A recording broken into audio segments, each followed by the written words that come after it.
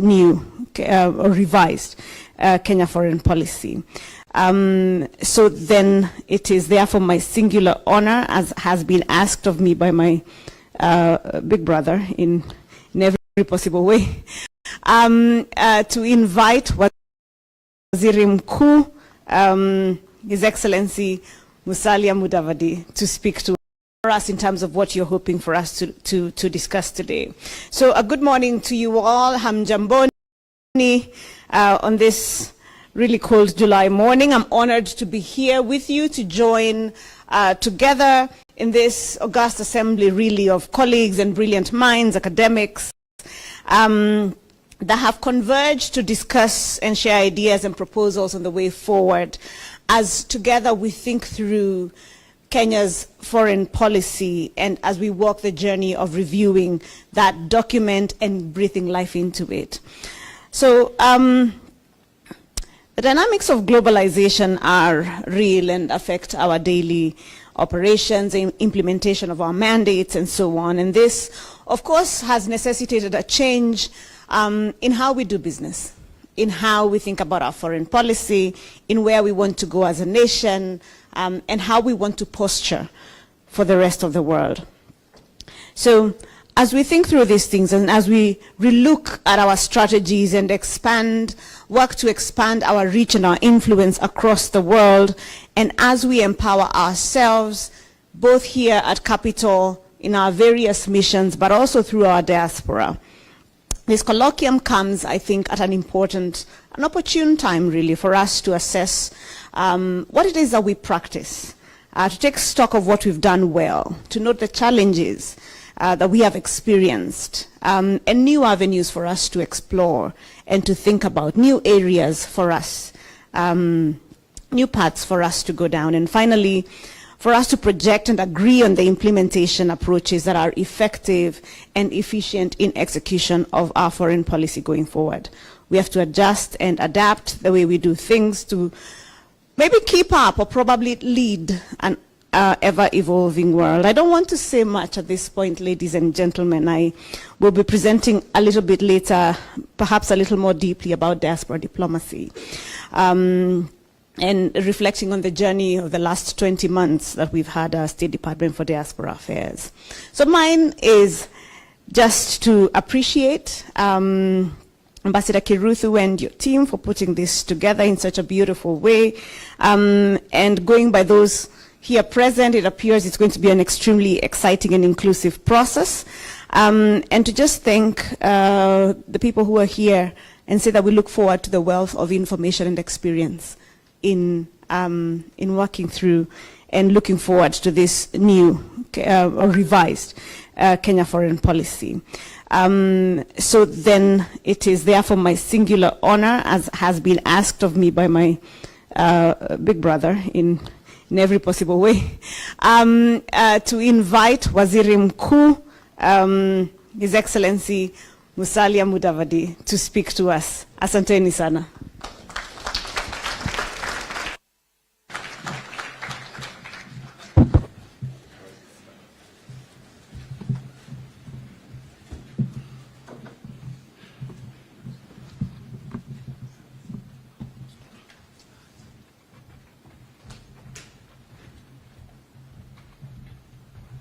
Asante sana, please be seated.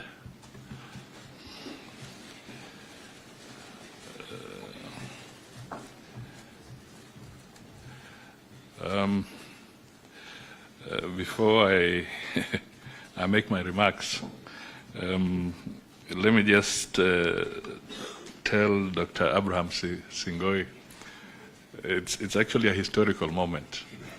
And I want to assure you, my colleagues here, that I'm acting in all those portfolios.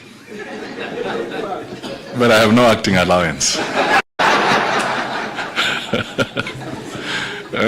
So we are implementing the austerity measures, so hakuna kitu. Sometimes we call them what? Sasa ni balozi wa nchi kavu. What was that phrase? All right. So let me make my formal remarks. The Honorable Dr. Singoe, State Department for Foreign Affairs, PS Roslyn Jogu, PS State Department for Diaspora Affairs, my colleague there, Monica Juma, our National Security Advisor, all PSS present, retired ambassadors, Director Generals, heads of directorates, experts and scholars, distinguished guests, ladies and gentlemen. Good morning. I am pleased to join you all in this colloquium that gives us an opportunity to reflect on Kenya's foreign policy. I thank all of you for accepting our invitation. Indeed, I congratulate you for being part of a critical team identified to contribute to such a noble national process of reviewing the foreign policy of the Republic of Kenya. Indeed, yours is a patriotic service. As we embark on this critical review of our foreign policy, it is important to recognize the significance of your role in this process. Yours is a patriotic service. Your contributions will be invaluable, and you can take pride in knowing that a robust foreign policy, enriched by your expertise, will ultimately benefit and transform our nation and the lives of its citizens. We are taking major steps to develop an all-inclusive foreign policy in terms of scope and stakeholder engagement to advance the national interests of our Republic. And none understands this better than the ladies and gentlemen in this room. And that is the reason you have been identified for the colloquium. They say two heads are better than one, and with all of us here, we should be able to tackle not only our foreign policy, but also answer the perennial question: what came first, the chicken or the egg? Since the foreign policy document was first published in 2014, a decade ago, we have witnessed the impact of momentous changes in the global environment.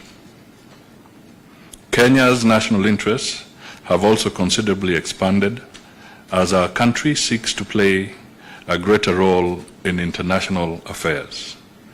Equally important, the ministry has undergone restructuring to align with the domestic and foreign policy priorities of the government.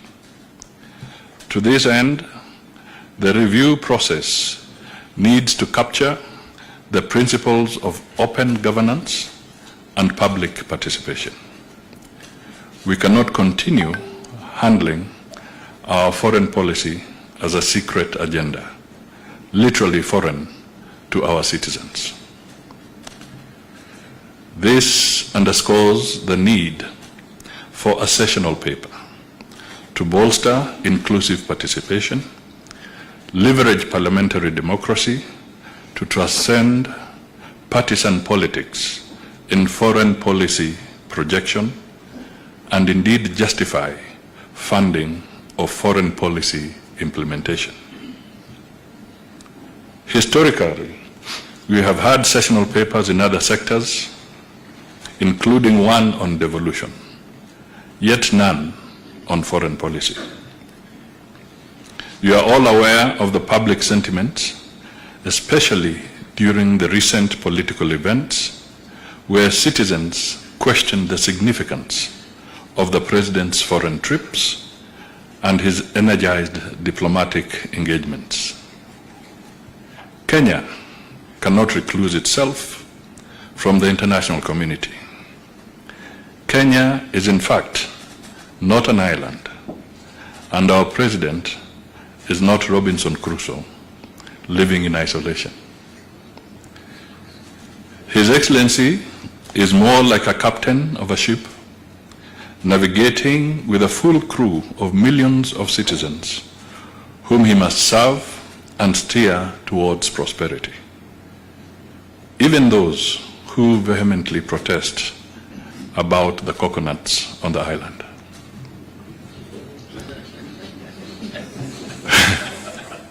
Nonetheless, this points to a decades-long missing link between our foreign policy objectives and their appreciation by the domestic population. These are some of the issues the review process is expected to address. Ladies and gentlemen, Kenya's diplomatic history reveals Kenya's crucial roles in promoting regional integration through the East African Community, IGAD, and COMESA, as well as championing continental issues through the African Union and the African Continental Free Trade Area. There is need for Kenya to strengthen its regional support networks.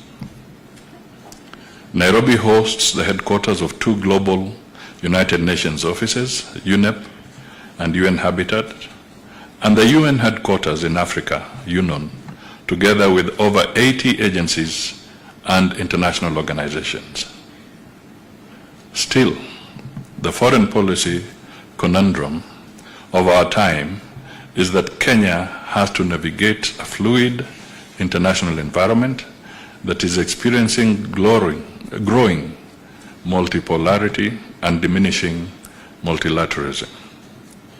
It will be essential for participants in this colloquium to interrogate how Kenya should strategize and position itself in an international arena that is increasingly experiencing geopolitical disruptions due to the evident shift to multipolarity. In this regard, I am optimistic about the sessions on the evolution of Kenya's foreign policy, and in particular the one on the geopolitical context. It will, for instance, be interesting to get insights on the implications of ongoing geopolitical realignments on governance and politics in Africa, and indeed Kenya. Today, the peace and security pillar remains as significant in our foreign policy as it was decades ago. This is more so given that the nature of peace and security challenges continue to evolve. Global crises such as the Russia-Ukraine war, COVID-19, the Gaza war, and the Red Sea crisis swiftly impact on our peace and security. Therefore, it shall be very important to identify national, regional, and global peace and security priorities of our foreign policy. We appreciate to national development through remittances and direct investments. Yesterday evening, in the company of the PS